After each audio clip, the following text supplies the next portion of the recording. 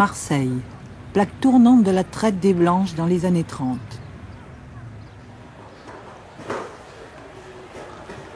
C'est ici que Marie Paoleschi a vécu toute son enfance, dans le quartier du Panier, pas très loin du Vieux-Port.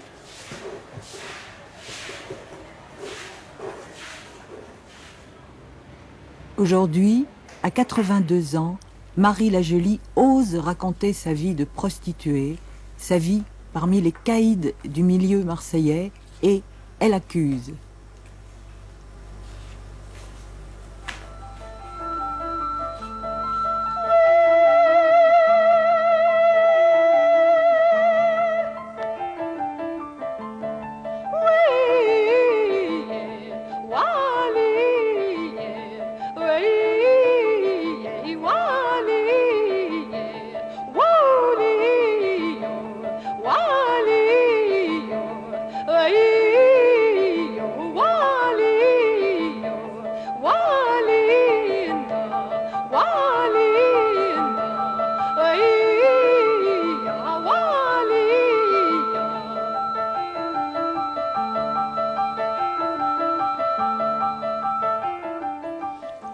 Bonjour Marie. Oui. Bonjour. Bonjour.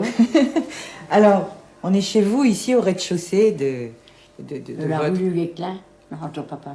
Oh, oui, vous pouvez le dire. C'est près de la Canebière. Tout près, à 30 ou 40 mètres. Et vous vivez ici dans une seule pièce? Il y a la seule pièce, il y a la cuisine et la douche, c'est tout. Vous qui avez eu des milliards, qui avez gagné des milliards grâce à la prostitution, vous vivez quand même assez modestement. Moi, j'ai laissé ma maison, j'ai laissé les clés. Le docteur me disait, Marie, changez d'appartement. Je devenais cinglée, je le voyais toujours devant moi. J'étais à la cuisine, il était à la salle à manger, j'étais à la salle à manger, il était... Vous parlez de votre mari? Mon mari. Quand il est mort? Oui. Alors, moi, j'étais malade de la frousse. J'ai fait 4 ans de dépression de frousse. Je courais pour chasser ma frousse, pour la distancer, et ma frousse me coulait aux fesses. Et pourquoi vous aviez peur? J'avais peur qu'il soit derrière moi, j'avais peur, et il me frappait tout le temps. Alors, j'avais peur. Mais au fond, vous vous êtes prostituée pour essayer de quitter la misère que vous aviez connue quand vous étiez enfant. Je ne me suis pas prostituée pour quitter la misère. Je me suis prostituée parce que je suis tombée sur un salaud qui m'a donné des coups à me crever.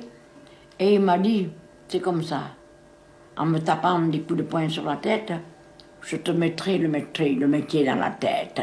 J'étais en Corse. Et des coups de pied dans le ventre. Alors moi j'ai dit, Marie, la première trempe qu'il m'a donnée, c'est le soir, il m'avait dit le matin, l'après-midi, il m'avait dit, voilà, tu vas là, sur la Canebière, tu montes, tu tournes, tu regardes s'il y a des hommes qui te suivent, et tu les mènes à l'hôtel. Bon, tant qu'il parlait, je m'en foutais. Après, si c'est des hommes pas trop bien, tu les mets au premier hôtel. Si c'est des hommes bien, tu les mènes au deuxième. Je m'en allais, il est là, couru derrière moi, il m'a dit, dis, hein, j'ai oublié quelque chose, le petit cadeau. Le petit cadeau, c'est avant, hein.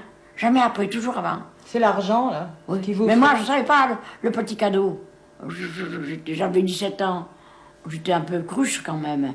À 17 ans, le petit cadeau, les trucs comme ça, j'avais jamais fait ça, je ne savais pas, moi.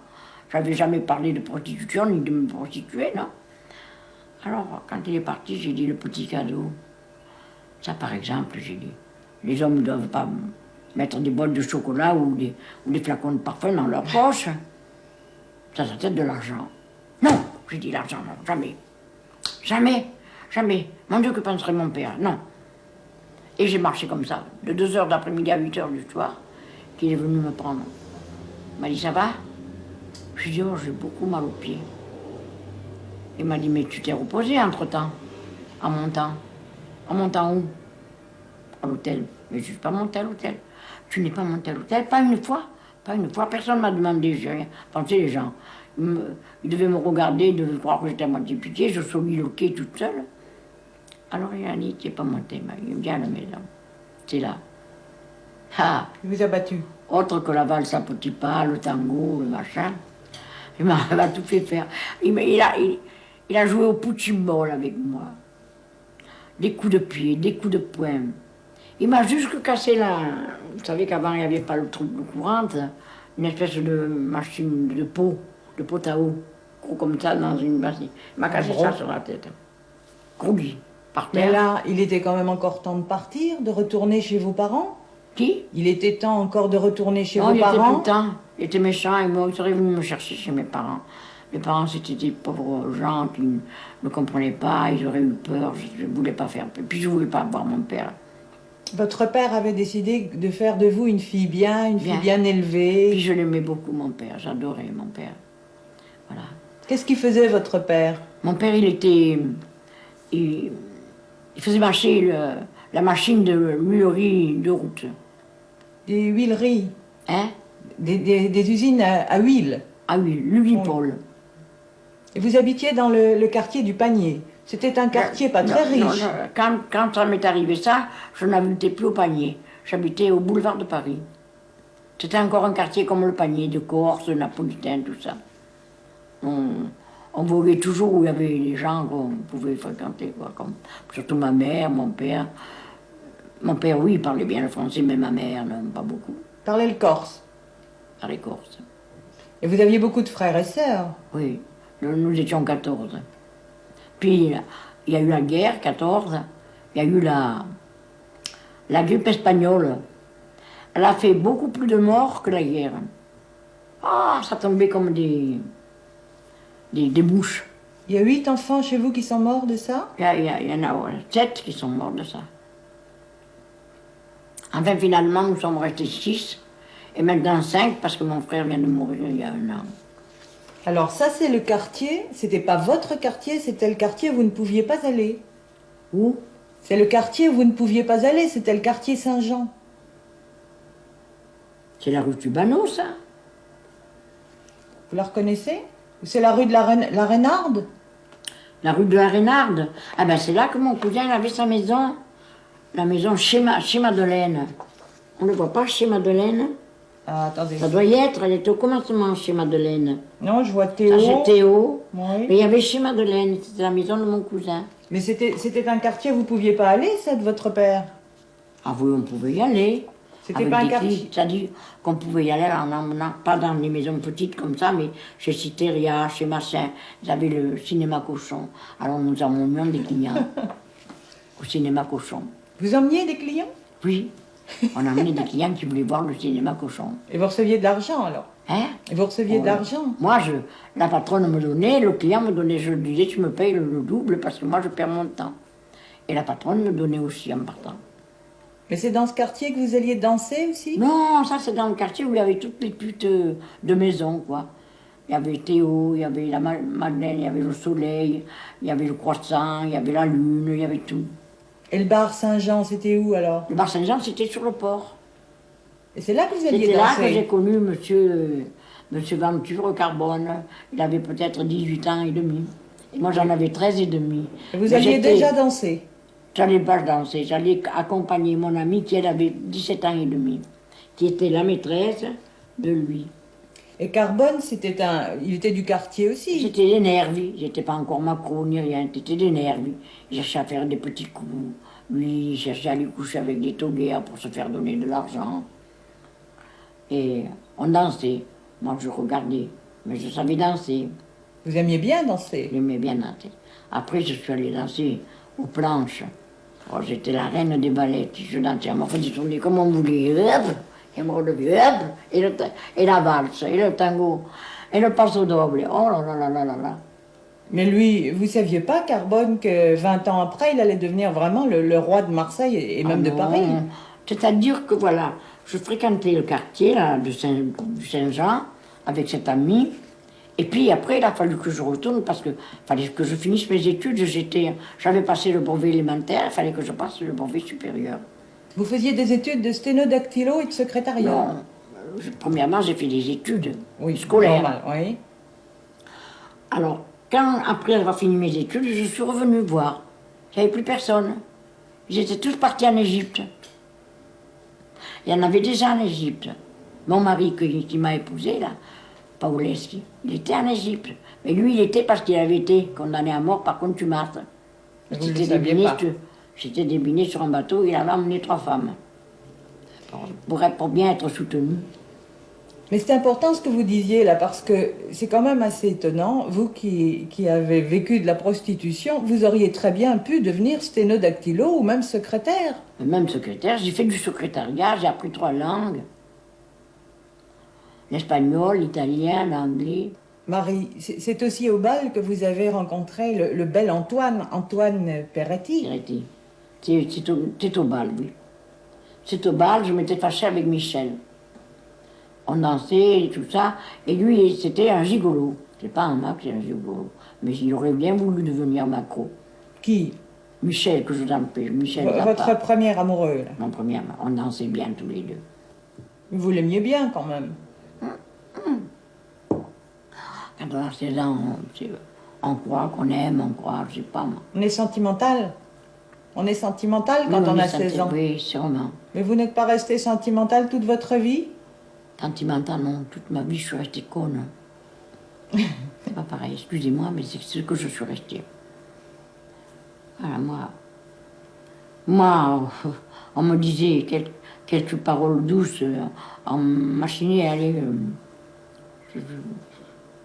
Vous laissiez faire? J'aurais donné ma chemise. Et puis, ça n'a toujours pas été ça. Quand ils avaient ce qu'ils voulaient, adieu. Comme maintenant, vous voyez, il n'y a personne.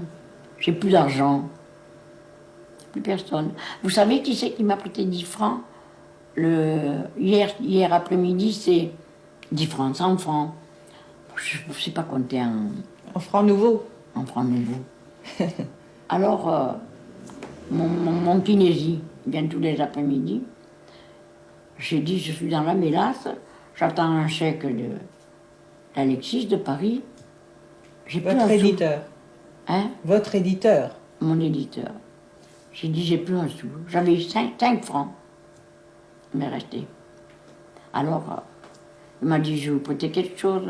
J'ai dit, non, je veux pas, Bastelica, non. Il m'a dit, eh, vous n'allez pas rester comme ça, demain matin, il faut que vous déjeunez, tout ça. Alors, il m'a prêté 100 francs. Il les a mis sur la table. J'étais là. Et pourtant, vous avez mené la grande vie, hein. Même déjà avec Antoine. Antoine, c'était quand même le monsieur qui mettait des chemises de soie. Antoine, c'était un salopard. Voilà. Antoine, il m'a prise par la force, par les coups et par la peur. Voilà. Et il était analphabète. Il savait pas. Quand il était chez lui, parce qu'à 20 ans, il est venu à Marseille faire son service militaire. À l'époque, c'était 3 ans. Et il a parlé le français à la caserne. C'était un français de caserne qui parlait, quoi. Il était analphabète, inculte et une brute. Pourquoi une vous brute l'aimiez? sadique. Pourquoi vous l'aimiez? Je sais pas, les premiers temps, oui, je croyais. Et puis, après, il me disait, quand j'étais mieux, que je sortais, que j'ai réfléchi. Parce que j'ai réfléchi, 4 jours, je suis restée couchée, il fallait voir ce que j'avais. Là, la propriétaire est montée, lui, il est parti, elle est montée. Mon pauvre petit, elle m'a dit, quel âge tu as? J'ai dit 17 ans. Ah ben, dis donc, il t'a arrangé. Il m'a fait des compresses, tout, elle est allée chercher des choses à la pharmacie, tout ça. Elle m'a fait boire. Elle m'a dit, reste pas par terre, va te coucher sur le canapé. Je veux pas. Pourquoi je veux qu'il me voie par terre ou il m'a mise? Il m'a pas mise sur le canapé, il m'a laissé par terre. Mais alors comment vous avez basculé? Parce que vous allez quand même finir par faire le tapin, comme vous dites. Parce que, quand j'ai été guérie, il m'a dit, alors tu vas commencer un peu à sortir. C'est là que je suis sortie, j'ai dit, là c'est marche ou crève. Ma pauvre Marie, ce type-là, il va te tuer de coups, tu vas être qu'une loque. Alors voilà, je suis partie, comme en 14. Et tu vois. Et vous vous en souvenez de votre premier client? Oh, je m'en souviens bien. J'ai monté, il était gentil, un pauvre petit vieux. Là. Il m'a dit, vous êtes bien jolie, mais vous êtes bien jeune. Quel âge vous avez? J'ai dit, j'ai 20 ans. Oh, vous n'avez pas 20 ans. 15 ans, tout au plus. Non, non, j'ai 20 ans. Dites, monsieur, je ne suis pas une menteuse. Alors, vous voulez, je vous offre quelque chose. On peut aller dans un hôtel discret. Alors là, je l'ai emmené à la Régence. Alors, le garçon est venu, il nous a donné la serviette, il a dit, Elle s'est fait payer la chambre. Et puis le monsieur a dit, voulez-vous prendre quelque chose? Alors le garçon a dit, j'ai du bon champagne. Moi, j'en avais jamais bu, champagne. Oh, j'ai dit, non, non, non, ça, je ne connais pas, je ne bois pas du champagne, moi. Alors, il a dit, servez-nous deux. Pour moi, une chartreuse. Et moi, j'ai dit, moi, je voudrais un cacao. J'en avais bu une fois, qu'on m'avait invité, un verre de cacao. Et il m'a donné, je me rappelle à l'époque, c'était 35 francs. La passe. Il m'a donné 100 francs. Et qu'est-ce que vous avez donné à votre souteneur, là, Antoine? Qu'est-ce que vous lui avez remis? Attendez, il me donne 100 francs. Et moi, je lui dis, monsieur, vous permettez, quand j'ai les sous, je lui dis, vous permettez que j'aille au WC? Il m'a dit, mais oui, mon petit. Je suis allée, je ne suis plus rentrée. J'ai fait ça quelques fois, mais après, il en est venu qui voulait me frapper. J'avais beau le prendre de haut, mais il dit, monsieur, je ne me connais pas. Je ne suis pas de Marseille, moi, je disais. Je prenais un accent pointu. Je viens de Lyon. Alors, c'est pas moi, hein, vous vous trompez. Alors, il a hésité un petit peu. Tout à il ne m'avait pas tellement vu longtemps. Mais ça n'aurait pas pu durer. Alors, ça a parti. De là, ça a parti. Et puis c'est tout. J'ai fait le tapin. Et croyez-moi, si je riais comme ça, croyez-moi que quand j'étais couchée toute seule, j'en ai versé des larmes. Et je disais, pardon, papa, pardon. Pardon, c'est pas ma faute. Voilà. Comment je fais le tapin pour Antoine Peretti, qui a été un salaud toute sa vie. Il m'a ruiné ma vie. Il m'a tué un soir, il m'a donné un coup de pied dans le ventre. Dans la nuit, j'ai eu une hémorragie, j'ai inondé toute la chambre. Il a fallu appeler une ambulance, m'emmener à la clinique à Neuilly, où un professeur chirurgien a dit qu'il faut l'opérer d'urgence. Ils ne m'ont même pas fait le test qu'on fait d'habitude. Ils m'ont opéré tout de suite. Et quelques jours après, il m'a dit, le chirurgien m'a dit, mon petit, je veux vous dire la vérité. Vous n'avez pas 20 ans, mais il faut que je vous dise la vérité. Là, on était à Paris. Et il m'a dit, voilà, j'ai tout raclé. Il ne reste plus rien. J'ai même pas pu vous laisser le col pour la cravate. Voilà. Mais vous n'aurez plus d'enfants. Voilà comment m'a laissé Antoine. Un robot. Marie, ça a été quand même assez rapide. Vous écrivez dans votre livre Marie la Jolie qu'en fait, vous ne rougissiez même plus, vous ne rougissiez même pas quand vous emmeniez les clients à l'hôtel de Venise. Vous dites, pour moi, l'acte physique n'a pas d'importance, et vous dites ça encore en d'autres mots. Pendant mon travail, je pense à autre chose. Oui. Mon esprit se sépare de mon corps, c'est une question de métier plus que de dignité. Oui. C'était facile, ça? Oui. Parce que vous étiez intelligente. Eh oui. Moi, pendant que... Moi, je pensais, tiens, il faudrait que j'en fasse encore pour faire combien? Je comptais, je disais, un temps. Quand il avait fini, il faut que je m'en aperçuve. Et vous en faisiez combien par jour, comme ça? Ah ben, à Marseille, c'était pas tellement... À Marseille, c'était peut-être 15, 20. Mais à l'étranger, la semaine, 80, et le samedi et le dimanche, 300. C'est épouvantable, non? Épouvantable, oui. Mais avec de la vaseline, pas nafieux. Je l'achetais au kilo. Moi, je sentais rien, moi. Moi, j'étais un robot. J'avais plus rien dans le ventre. J'avais pas mal. J'ai jamais eu mal. Depuis que j'ai été opérée, j'ai jamais eu mal au ventre. Et puis alors, hein, j'en ai fait des pays, des drôles. Ah. J'étais du côté de Buenos Aires, Rosario, Cordoba, près de la cordillère des Andes, là. Mais Antoine, il va vous quitter finalement. Vous faisiez le tapin pour lui. Il m'avait quitté, il avait trouvé une vieille de 35 ans de plus que lui, pleine de pognon. Mais vous dites, vous revenez à Marseille alors pour travailler, oui. Et vous travaillez pour vous, alors toute seule, et vous dites que c'est vraiment terrible de travailler toute seule. On n'a plus le cœur à l'ouvrage. C'est vrai. Mais l'argent, il était pour vous, ça aurait dû être plus facile. Oui, mais j'avais tous les jours des types derrière moi. J'aurais pu tomber sur un mauvais type, encore aussi mauvais qu'Antoine. Ils étaient tous derrière moi, ils savaient que je travaillais beaucoup. Donc le mot protecteur, c'est vraiment, ça signifie quelque chose. Ça signifie protecteur. Tout honneur, on disait en France à ce moment-là. Vous aviez moins peur quand il y avait un homme pour qui Oui. vous travailliez. Oui. Votre deuxième protecteur, c'était Jean Darry. Jean Darry. Et c'est un petit peu lui qui vous a fait quitter le trottoir. Il va vous emmener là-bas en Amérique. Il m'a emmené à Barcelone. D'abord à Barcelone, oui. Et puis après à Buenos Aires, Et là, c'était pour travailler dans des maisons. dans des maisons. Et c'est là dans que la vous- maison de son cousin. Vous aviez un Il y en avait rendement, deux. là. Oh, c'est là que je faisais. Oh là là, des masses, c'est pas possible. Mais pourquoi, à votre avis, aviez-vous autant de clients? Que ce soit à Marseille ou que ce Parce soit que là-bas? je plaisais, j'étais jolie. Vous me voyez maintenant, j'ai souffert, moi. Vous vous rendez compte de tout ce que j'ai souffert après quand Dominique buvait, là. Pendant 20 ans, tous les soirs, une trempe.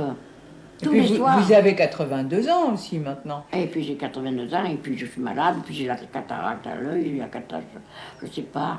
J'ai 11 côtes cassées, j'ai la main atrophiée, j'ai la main.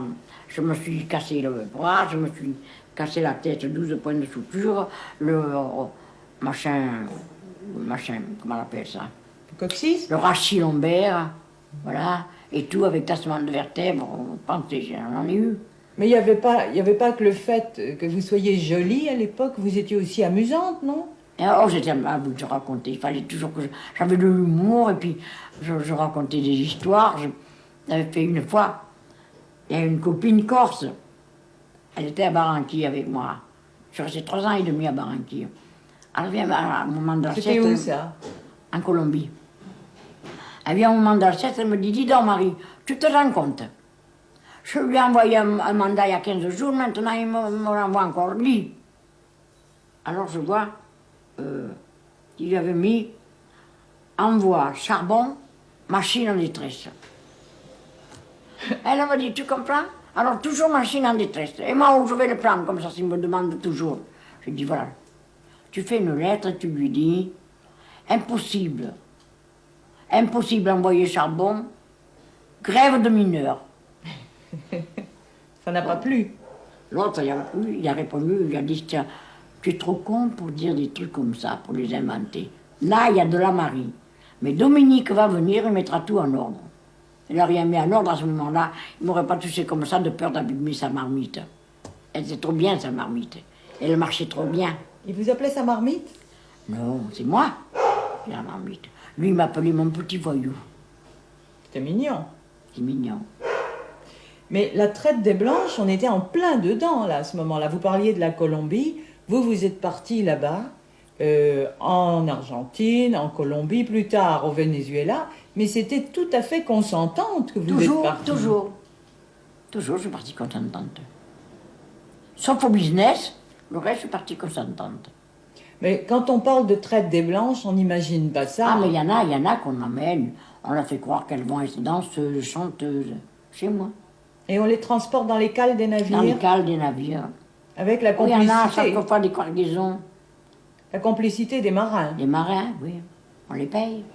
Mais je trouve que vous n'êtes pas très... que vous n'êtes pas tendre avec ces filles, avec ces naïves, vous dites. Vous dites qu'il y a 15% seulement des filles qui sont envoyées, par exemple, en Amérique du Sud et qui ne sont pas consentantes. Et vous donnez l'exemple, par exemple, de Nelly.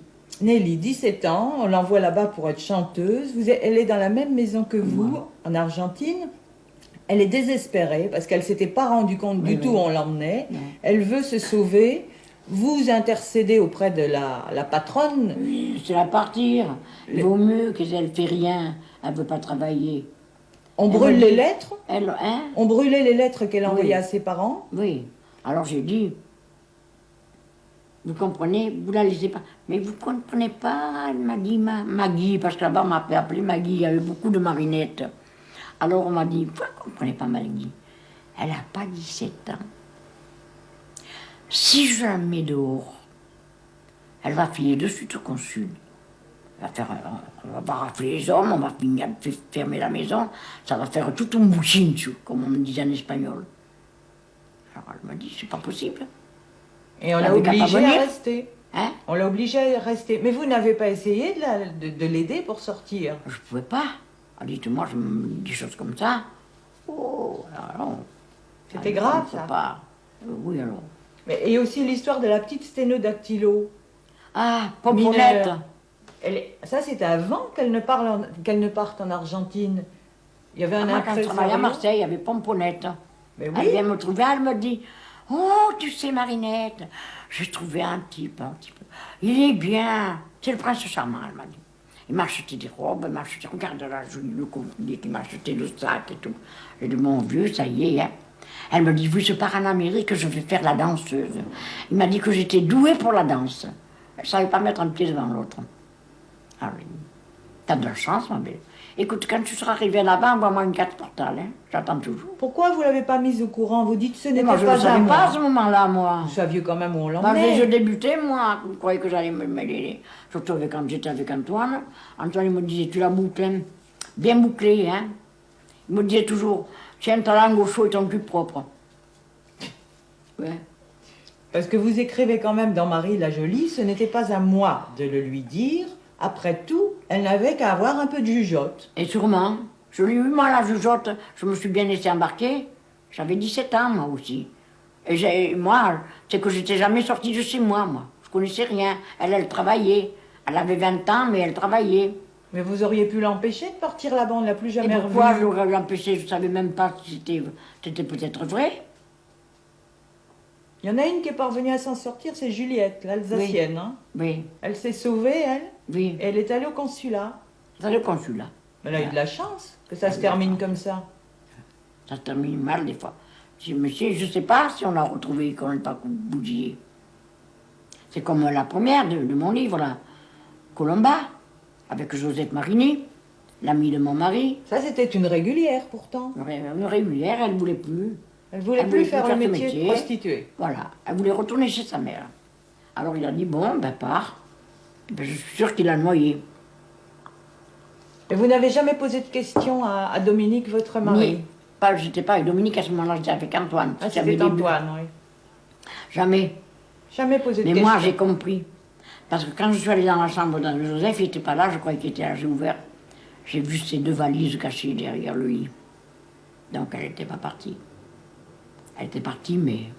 Ça vous inquiétait pas, tout ça? Ces gens qui disparaissaient? Bien sûr que ça, mais c'est pour ça que moi je partais pas. J'avais une frousse terrible. Oh là là, j'avais peur, moi. Hein.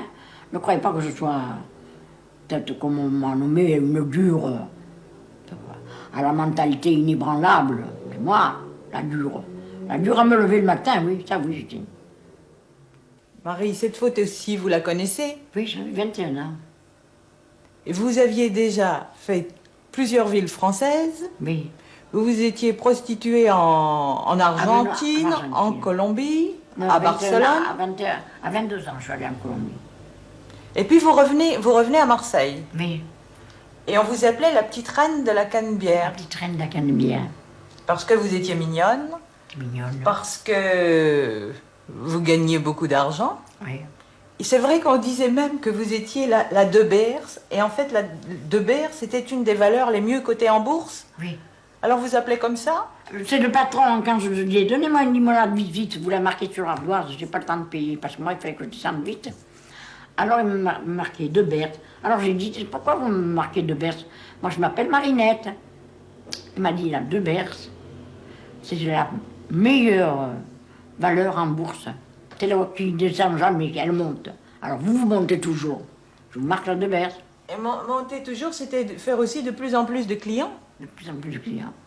Et vous, ça vous arrangeait bien d'avoir de plus en plus de clients parce qu'à ce moment-là, vous ne deviez pas penser, vous n'aviez pas le temps de penser, Ah, non? j'avais pas le temps, non, j'avais pas le temps. 5 minutes. C'est ce qu'il fallait, absolument. Ne pas penser. Ne pas penser, oui. Je voulais pas penser. C'est terrible de penser. On pourrait peut-être le montrer, votre mari, on ne l'a pas encore montré. Dominique Paoleschi. Oui. Pourquoi vous l'avez choisi? Vous étiez tombée amoureuse de lui aussi. Comment? Oui. Et il était mieux quand il était plus jeune. Oui, là, il a Oui. peut-être déjà une quarantaine Ah, d'années. il doit avoir 50 ans, 55 ans. Il était très beau. Il était très beau. Mais Dominique Paoleschi, quand vous l'avez rencontré, il vous a pas parlé de son passé, évidemment. De rien. Vous saviez pas qu'il avait abattu un Je jeune savais rien, Sicilien? petit à petit, j'ai tout appris. Il avait abattu Angelo, c'était en Algérie? Non, c'était en Tunisie. En Tunisie. Et il s'est réfugié en Algérie par la suite. Non, non, non, non. Non? Il s'est réfugié en Égypte. Il Ah était oui. avec le carbone, le spirit et tout ça. Il avait abattu, c'était un règlement de compte parce qu'on lui avait pris sa Sa femme. marmite. Sa marmite. Il était trafiquant de femmes quand même. Oui. On Ça sent- doit être le facteur. C'est le facteur? Ben, Oui, je crois. on va le laisser venir. Hein. Mais... Il avait quand même une place importante déjà dans le mi-temps. Vous appelez le mi-temps, Oui, c'est le milieu? Le mi-temps. Il avait une place importante. Oui. Votre mari, enfin il n'était pas encore votre mari à ce Non, moment-là. on s'est mariés en 37. Et lui, je l'ai connu en 29. Et vous dites, il fréquentait le haut du pavé, les frères Carbone, Spirito, Jacques Ulysse, les frères Guérigny, aussi Antoine et Mémé. Voilà, oui. Moi, je voudrais vous faire écouter et regarder quelqu'un qui vous a connu à peu près à cette époque-là. Vous allez le voir sur notre petit écran, là. Oui. Je vais vous enlever le verre. Et vous allez voir et entendre ce qu'on dit de cette période. Ah, je le connais. Albert Faure, vous connaissez Marie Paoleschi puisque vous êtes libraire et que vous vendez en ce moment son tout nouveau livre Le Milieu et moi. Mais Marie, vous la connaissez depuis longtemps, je crois. Je la connais depuis 1942. Je travaillais dans un magasin qui s'appelait Charles-Henri, rue des Feuillants à Marseille. Et Marie habitait rue Longue des Capucins. Donc nous étions voisins. Je la voyais passer plusieurs fois par jour. Très mignonne, toute bien faite, une jolie petite femme. Elle devait avoir 35 ans à l'époque. Moi j'en avais 14 et je la remarquais. D'autant plus que son mari c'était un personnage assez voyant, quoi. Bel homme. Et ça fait que je la connaissais comme ça. Puis après nous nous sommes perdus de vue. Mais vous dites que c'était un personnage voyant. Vous saviez qui était Dominique Paoleschi? Dans la rue Longue, vous savez, rue des Feuillants, c'était le cœur de Marseille là, à cette époque-là. Et naturellement, les gens disaient, ben, tiens, c'est Monsieur Dominique. Hein. On ne l'appelait pas Monsieur Paoleschi, on l'appelait Monsieur Dominique. Et on savait qui fréquentait. Il y avait une boîte à côté qui s'appelait le Broadway, je crois. Mais ça, je crois que c'est plus tard, là, en 45. Et il fréquentait là, Marie était là, elle était plus ou moins entraîneuse, quoi, je pense. Si mes souvenirs sont très très bons, hein, je ne suis pas très certain. Voilà comment je les ai connus. Et puis, Monsieur Paoleschi nous faisait faire des courses de temps en temps. Comme j'étais gosse, il nous donnait un pourboire plutôt royal. Et c'était avec ça m'a marqué, quoi. Ils étaient très riches, à votre avis? Je pense que oui, ils avaient beaucoup d'argent. À cette époque-là, peut-être pas autant qu'après. Je suppose, mais enfin, ils avaient beaucoup d'argent, puisqu'ils ont pu acheter une boîte, pas seul, mais enfin, puis ils vivaient très largement. Je pense qu'ils avaient vraiment de l'argent. On disait que c'était un caïd déjà à l'époque? Pas un caïd, mais enfin, on disait que c'était un homme du milieu. Caïd, je ne savais pas ce que ça voulait dire à ce moment-là, exactement. Quand vous parlez de la boîte qu'ils ont achetée, c'était le Paris-Montmartre. Vous l'avez connu, ce cabaret? Je l'ai connu, mais je n'y suis pas rentré. Je l'ai connu de l'autre côté de la barrière. D'ailleurs, c'est là que je les ai un peu perdus de vue, parce que moi, j'avais des idées plus à gauche. Et il y a eu une manifestation contre les cabarets, puisque c'est les communistes qui l'avaient organisé. Et on a tué un jeune communiste qui s'appelait Vincent Moulan. Et d'autant... ça fait que là, après, j'ai vraiment plus tout le monde perdu. Je les ai perdus de vue complètement, quoi. Je ne savais plus ce qu'ils étaient devenus. Et je l'ai retrouvé ici après. Comment? Vous avez retrouvé Marie ici, dans votre librairie? Dans la librairie en 1957-58. Alors là, elle était déjà un peu sur le déclin. C'était la fin pour eux, quoi, déjà. Et elle était cliente, mais je ne savais pas qui elle était. C'était à propos de conversation. Elle venait échanger des livres policiers qu'on s'est reconnus, quoi, c'est le fait, parce qu'elle se rappelait aussi. En parlant, par souvenir. Mais vous savez comment vit Marie actuellement? Oui, bien sûr, oui, puisque je la vois pratiquement tous les jours. Elle vit assez modestement, quoi, si l'on peut dire, puisqu'elle est plus qu'économiquement faible. Elle est très malade. Elle a une dépression très grave depuis de nombreuses années. Et elle ne vit pas dans la misère, mais enfin, vraiment très modestement. Vous n'auriez jamais imaginé ça quand vous aviez 15 ans? D'autant plus quand on a su ce qui c'était l'argent qu'ils avaient, puisqu'elle avait le yacht au moment où personne n'avait encore une voiture. Il se permettait de partir de Marseille en Corse en yacht personnel, avec des tas de gens autour d'eux. C'était pas pensable qu'elle puisse arriver à ne pas avoir d'argent. Et je pense que son mari a beaucoup aidé à contribuer à le perdre, puisqu'il jouait au casino, il a perdu une fortune colossale, quoi. Voilà. Tout ce que je peux vous dire sur Marie, là, je ne vois pas trop. Et vous étiez content finalement qu'elle écrive un livre et qu'il se vende bien, le premier? Le premier livre, ça s'est passé ici par le fait, puisque j'ai eu une signature avec Eddie Constantine, qui était un ami à moi personnellement, qui est venu signer son livre. Et Marie s'est trouvée là, et elle était intervenue, comme elle le fait toujours d'ailleurs de toute façon.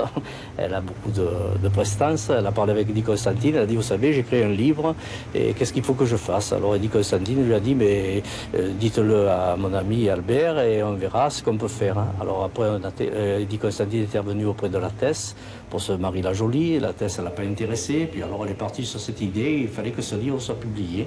Et finalement, c'est les éditions Lafon qui l'ont publié.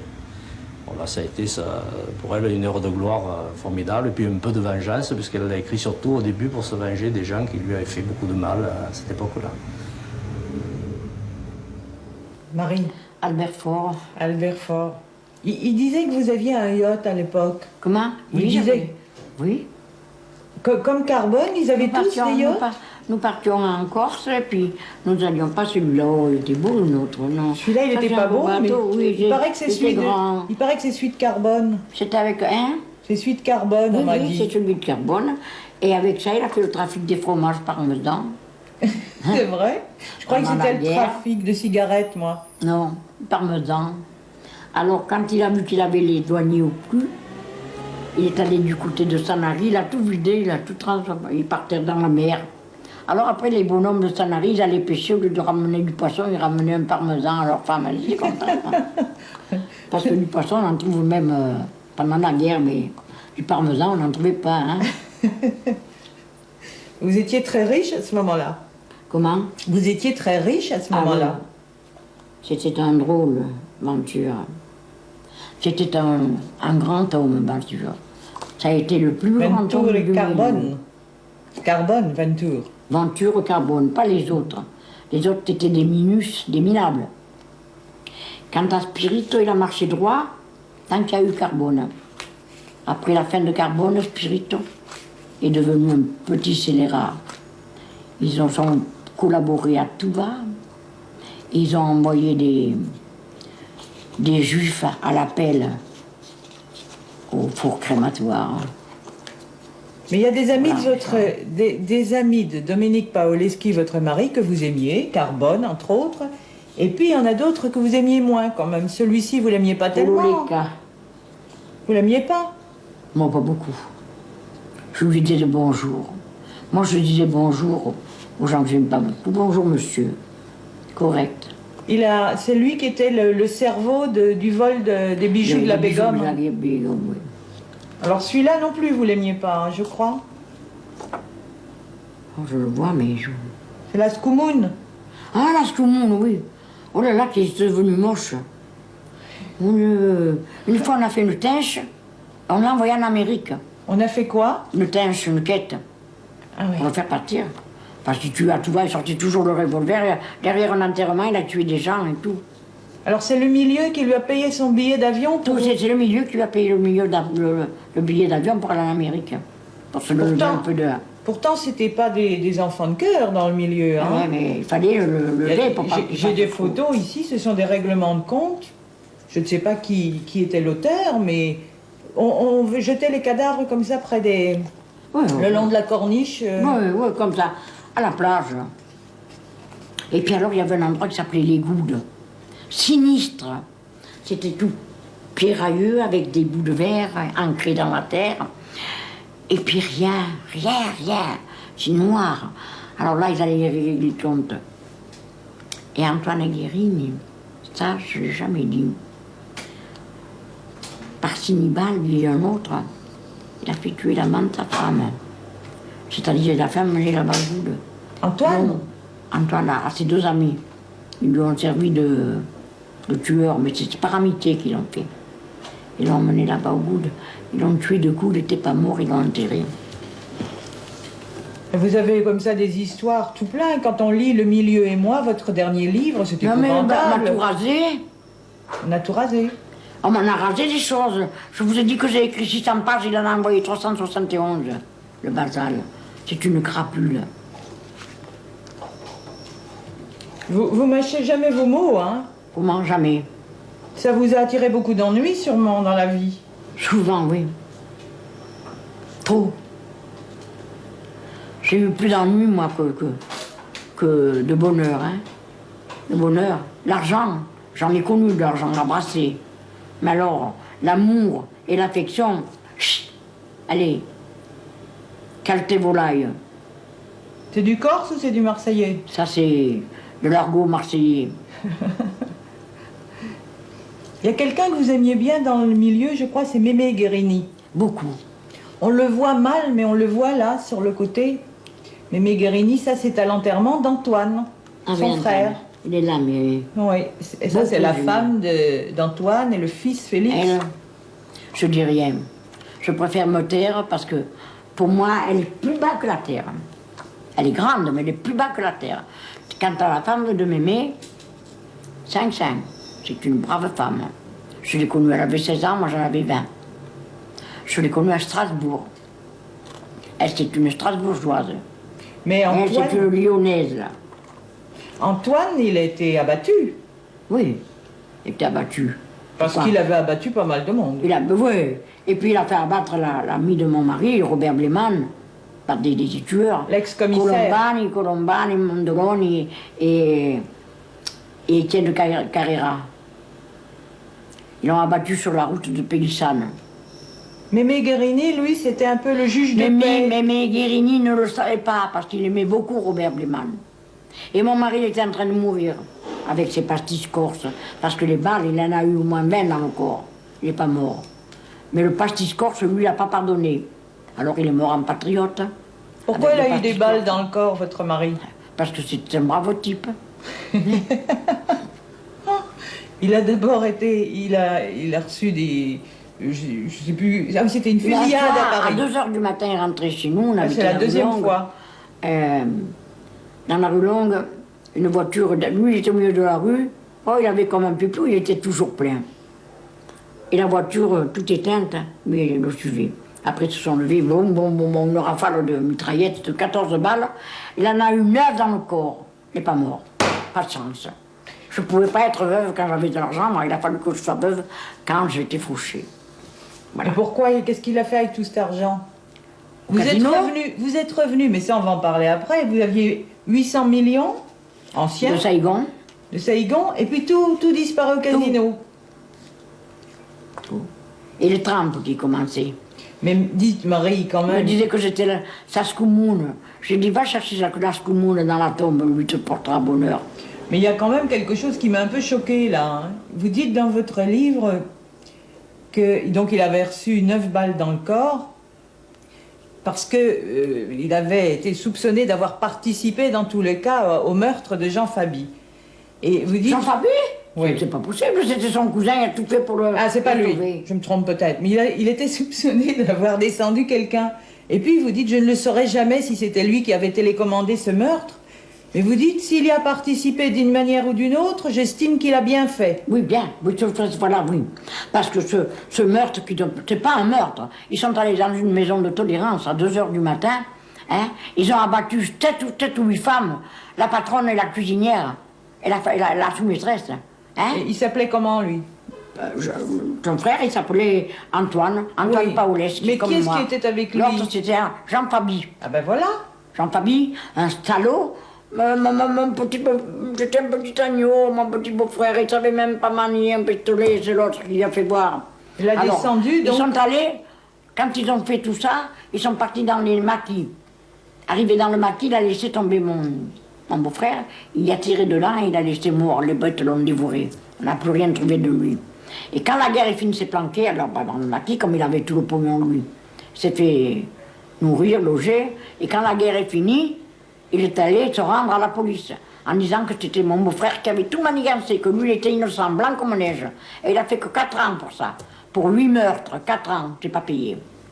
Mais il y a la justice, celle du milieu. Celle-là, elle est impitoyable. 4 balles dans le corps et 1 dans la bouche. Ça, c'est payé. Et vous dites bien fait. C'est payé. Moi, je suis comme ça. Je suis droite. Vous êtes bon, vous êtes juste, vous marchez droit, on vous fait du mal, ben, je rouspète. Marie, on va reparler de Dominique Paoleschi. Vous avez dit c'est un salaud, il est épouvantable, il m'a battu à la fin de sa vie parce qu'il buvait, c'était un ivrogne, il a dépensé tout ce qu'on avait gagné. Mais vous dites quand même aussi dans votre livre, je ne sais plus si c'est le premier ou le deuxième, que grâce à lui, vous aviez quand même un nom. Vous étiez la femme de Dominique. Et ça, c'était important pour vous. Oui, c'était important, oui. Pourquoi? Il fallait... Et puis voilà, Dominique, quand il a reçu les 14 balles, la police est venue me chercher, ils m'ont emmené à l'hôpital. Il en avait reçu 9 dans le corps, donc quand même 9 balles, ça fait quelque chose. Il était sur une brancard, dans des draps. Il était plus blanc que les draps. Et moi, à la veille, je veux bien penser, j'avais dit, je ne veux plus recevoir de route. Je vais lui faire une malle terrible, je changerai de nom, je ferai la femme de ménage, mais je ne veux plus, c'est fini. Demain, je m'en vais. Et j'arrive là, je le vois, là-bas, blanc. Et, malgré moi, j'ai pleuré parce que de le voir comme ça, ça faisait 40 ans que nous étions ensemble, 40 ans, vous comprenez? Alors, je me suis approchée. Doumé. Vous l'appeliez comme ça? Hein? Oui. Il m'a beaucoup l'appelé Doumé. Pourquoi? Doumé. Parce que Dominique, c'est Doumé. Ah oui, Doumé. Oui. Doumé, pourquoi? Pourquoi tu souffres beaucoup? Ah, mon petit voyou, tu es là. Maintenant, je risque plus rien. Je vais te dire quelque chose, mon petit voyou. Je vais te dire, je te jure, que tu as été la seule femme que j'ai vraiment aimée. Plof, plus de mari, plus de partance, plus de départ, plus de mal, plus de femme de ménage, plus rien. Mari et le reste. Et voilà. Ça, c'est nouveau, votre bon cœur, votre côté sentimental, voilà. Tout. Voilà, je suis trop sentimentale, moi. Je suis pas dure. Alors là... Mais c'est grâce à lui aussi que vous avez arrêté d'être une prostituée pour devenir ce que vous appelez recevoir le bâton de maréchal. Oui. Vous êtes devenue taulière, ça veut dire patronne de bordel. Ça, c'était beaucoup mieux. C'est bien. D'abord à Saïgon.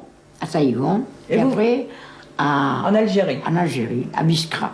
Et vous vous entendiez très bien avec les filles? Oh, très bien. Parce que moi, j'étais gentille, je savais ce que c'était que la vie dure. Moi, mes filles, pour moi, c'était mes filles.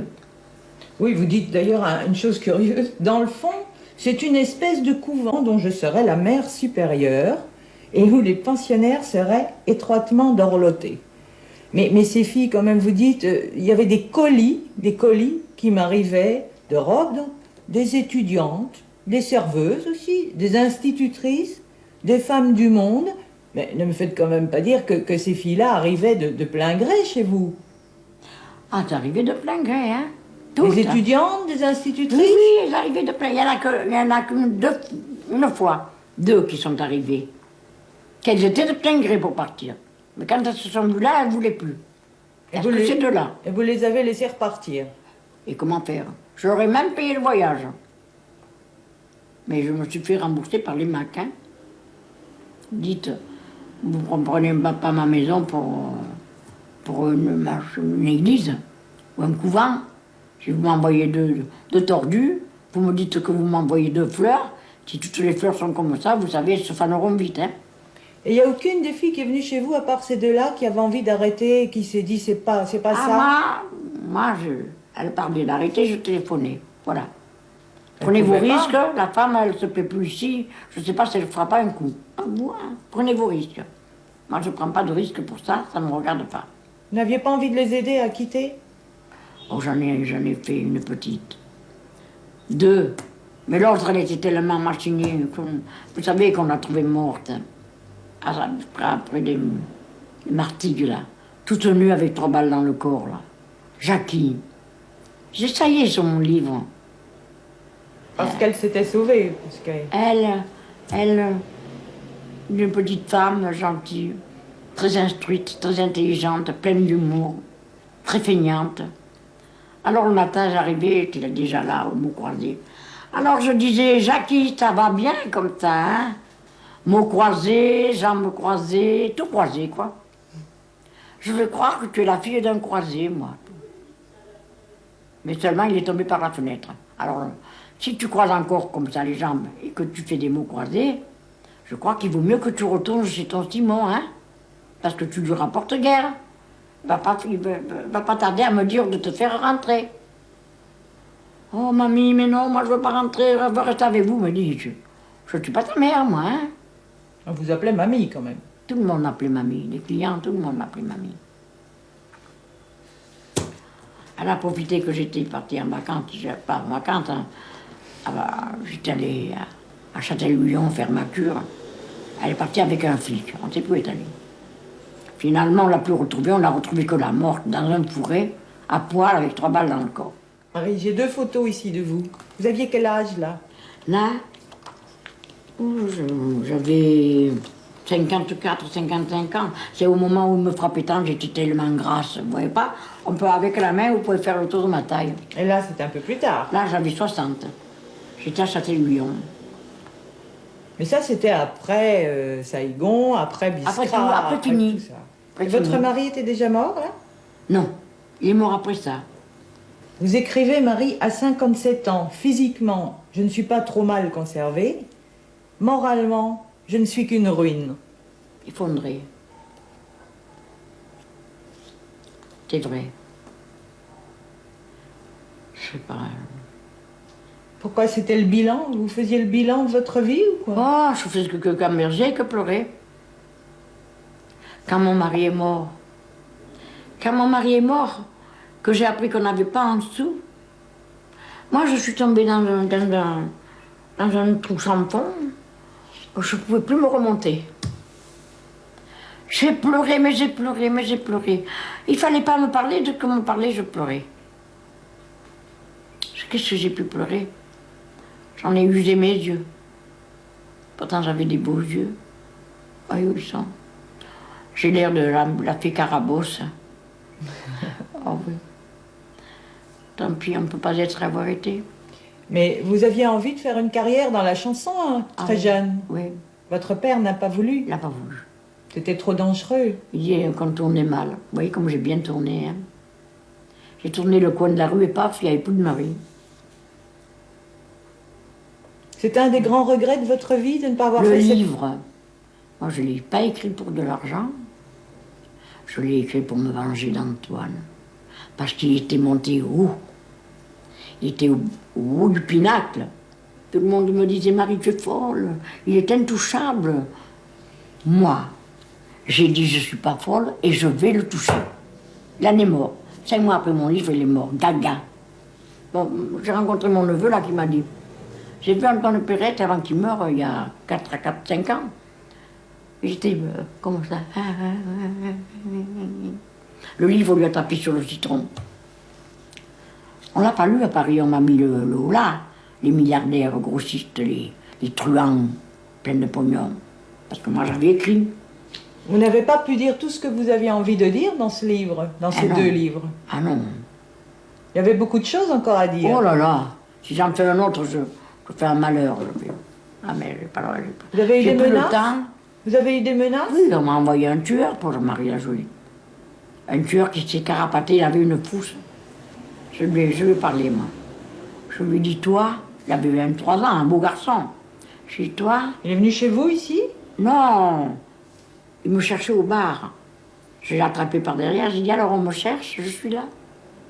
Il m'a dit, moi, je ne vous connais pas, madame, j'ai dit. Maintenant, on ne joue pas au con, hein. J'ai dit, tu me connais, nous avons bu le café ensemble avec Josette Marine à Paris. Je suis vieille, mais j'ai de la mémoire, hein.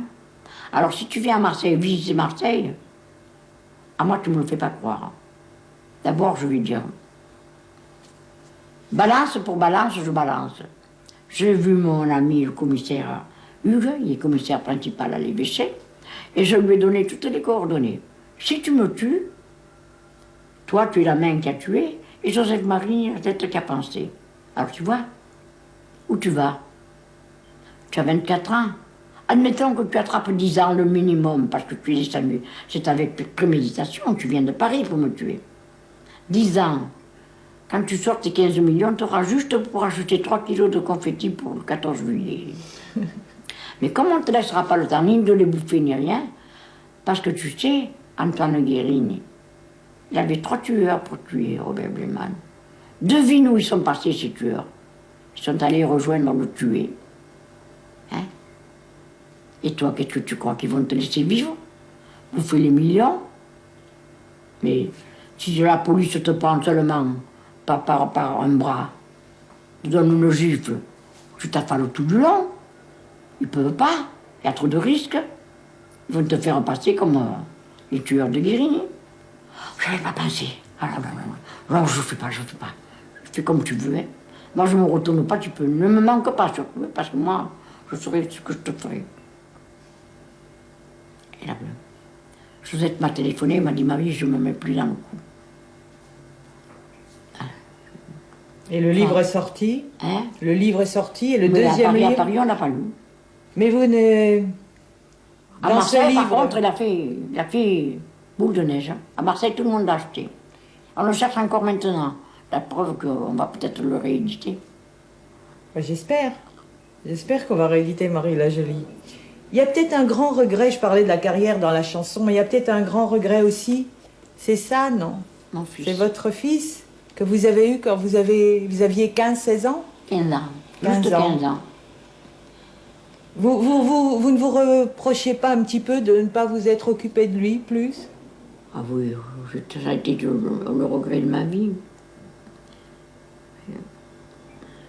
Ce sont vos parents qui l'ont C'est pas élevé. ça. C'est que mon fils est mort. Moi, j'aimais les enfants. J'aurais cliché, j'aurais eu un autre. Mais le salaud d'Antoine, hein? Il m'avait ruiné. Je ne pouvais plus rien avoir. Alors, quand il est mort, ça m'a fait doublement peine parce que je savais que je ne pourrais plus en avoir. Il s'est Et moi, j'aimais suicidé. les enfants. Jeannot s'est suicidé. Jeannot s'est suicidé à 26 ans pour une femme. C'est idiot de se suicider pour une femme, non? Oui. Il était beau, mon fils. Un brun aux yeux verts. C'est vrai, Jeannot. Vous l'avez aimé tout de suite alors que c'était presque un viol? Non, je ne l'ai pas aimé tout de suite, mon fils, puisque le soir du mariage, je suis partie. J'ai laissé mon fils à ma mère. Mais c'est plus tard que vous avez pensé à lui? C'est plus tard. Je l'ai aidé. Ma mère, mon père n'aurait pas permis, mais ma mère venait me voir. Alors elle avait eu un enfant entre-temps, qui avait 1 an de moins que mon fils. Alors quand j'habillais mon fils, j'habillais mon frère. Et puis voilà. Puis tellement... Pas possible. Maintenant, je vais mourir, je sais pas, même toute seule. Je n'ai même pas personne qui... Je suis obligée, j'ai dit à Casalongue, que s'il me voit bien mal, de m'emmener à la clinique. Que de la clinique, on me mettra au cimetière, j'ai personne, moi. Si je meurs à la maison, c'est les marins-pompiers, ils vont venir me prendre pour me mettre à la morgue. J'ai personne, personne. Mais vous avez été très seule toute votre vie quand même, non? Ouais. Depuis que mon mari est mort, ça fait 20 ans, je suis beaucoup seule. Et c'est cette solitude qui m'a beaucoup tuée, parce que je pensais beaucoup. Avant, non, parce que je lisais beaucoup. Alors des polars, je les prenais plein un chariot, j'en prenais. C'était amusant de vivre dans le milieu et de lire des policiers en plus. Oui. Ça me faisait rire, parce que je voyais les conneries qu'il y avait sur les polars. Hein. C'est pas toujours vrai. Marie, vous savez qu'on vous a demandé d'apporter un objet. Oui. Et les objets et vous, c'est deux, non? Ah oui, au moins les objets, moi, vous savez. Pourquoi? Il n'y a pas un objet que vous aimez ici? Ah oui. Mais ici, il n'y en a pas un dans votre... Oui, il y en a un. Je vais vous le montrer. C'est tout ce qui me reste, c'est toute ma famille. Alors vous pensez que c'est un objet auquel je tiens? Je ne pourrais pas tenir à un autre objet que celui-là. Voulez-vous que je vous le montre? Ah oui? Vous le cachez, là. Viens, mon petit judo, viens, maman, viens. Viens, viens, viens, viens, viens, viens, maman, viens. Viens, maman, viens, viens, viens, viens. Viens, mon chéri. C'est votre chien, Viens, Zouzou? mon trésor. Ça, c'est Zouzou. Vous voyez, vous n'êtes pas tout à fait seul. Zouzou, le chéri à maman. Fais bisous. Voilà. Vous voyez? C'est votre Fais bisous. compagnie. Voilà. C'est ma compagnie, c'est tout ce que j'ai. Plus d'amis ne viennent plus me voir, j'ai pas d'argent. Peut-être si je reçois de l'argent du livre, je reverrai mais je reverrai plus parce que j'ai pas le temps. Vous savez, je me sens très, très mal. Le docteur m'a dit 1 an, mais moi, je ne crois pas. Je ne me tiens plus debout. Je ne peux plus manger. Je dors mal. Cauchemar abominable. Et je ne sors pas. Vous trouvez que votre vie est trop longue? Trop. J'ai trop vécu. Mais de cette vie de 82 ans, il n'y a pas un seul moment que vous aimeriez revivre? Aucun. J'ai souffert. J'ai trop souffert. C'est pas possible. Marie, on va pas se quitter comme ça. On va pas se quitter comme ça. Vous allez me faire un beau sourire. Oui? Et puis maintenant vous êtes une vedette avec vos livres, là, non? Marie la Jolie, aux éditions Lafon, qui va sans doute être réédité. Oui. Et puis le tout nouveau, Le Milieu et moi, écrit en collaboration avec Jean Basal, aux éditions de Fanval. Hein? Oui. On parle de vous partout maintenant. Eh oui. Ça vous fait pas plaisir? Avant, oui, maintenant, je suis trop malade. Voilà. On vous a fatigué avec cette heure d'émission, non? Oh non, là, ça m'a détendu peut-être un peu. Parce qu'on a beaucoup parlé et j'ai pas eu le temps de trop penser. Voilà. Tant mieux. Merci. Merci Marie. Merci. Et à bientôt. Marcel. Je viendrai vous revoir à Marseille. Oh, venez, ça me fera plaisir. On pourra peut-être, si je suis bien, aller déjeuner ensemble.